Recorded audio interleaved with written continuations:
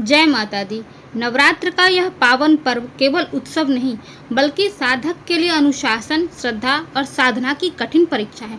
यह समय है जब हम माता दुर्गा के चरणों में बैठकर अपने जीवन को शुद्धता और संकल्प से भरने का प्रयास करते हैं।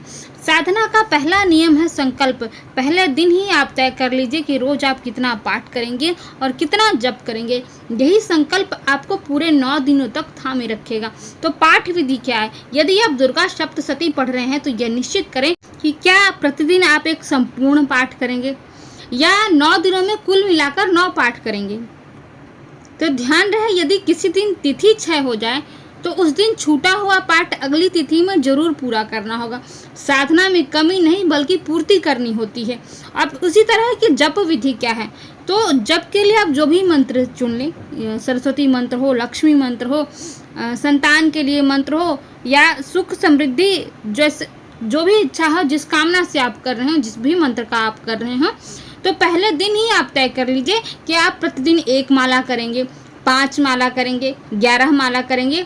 और याद रखिए, यदि किसी कारण से किसी दिन संख्या पूरी ना हो पाए या तिथि क्षय हो जाए तो उस माला को आपको दोगुना करके वो संख्या पूरी करनी पड़ेगी।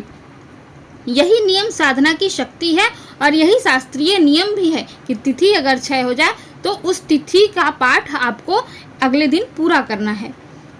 आसन शुद्ध होना चाहिए, कुश या ऊन का होना चाहिए, मुख पूर्व या उत्तर दिशा की ओर ही होना चाहिए। माला का सिरा आपको पार नहीं करना है, वहां से आपको माला उलटकर पुनः जप जारी करना है और मंत्र का उच्चारण स्पष्ट और मन एकाग्र होना चाहिए। आपकी जो कामना है वो भी एकदम स्पष्ट होनी चाहिए। प्रातः स्नान कर स्वच्छ वस्त्र धारण कर पूजा स्थल को साफ कर लें।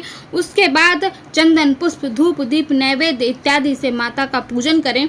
फिर अपना जो पाठ आपने तय किया है वो पाठ कर लें। जो जप आपने तय किया है उस मंत्र का आप जप कर लीजिए और उसके बाद आप आचमन करके, आरती करके, और आपका फलाहार लेना है तो फलाहार ले लीजिए। एक भुक्त है तो एक भुक्त रहिए, जैसा भी आपने संकल्प लिया हो। और फिर संध्या समय भी आपको माँ के सामने दीपक जलाना है, माँ के सामने कोई पाठ कर लेना है, माँ की स्तुति कर लेनी है और आरती अवश्य ही करना है आपको।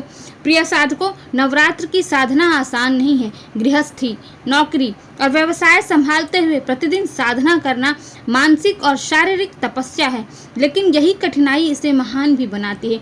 परिवार का सहयोग, आपका अनुशासन और माता की कृपा, इन तीन आपकी साधना सफल होगी। तो आइए इस नवरात्र हम सब एक संकल्प लें कि 9 दिनों तक बिना विचलित हुए निश्चित संख्या में पाठ और जप करेंगे और इस साधना के यज्ञ को पूर्ण करेंगे। जय माता दी।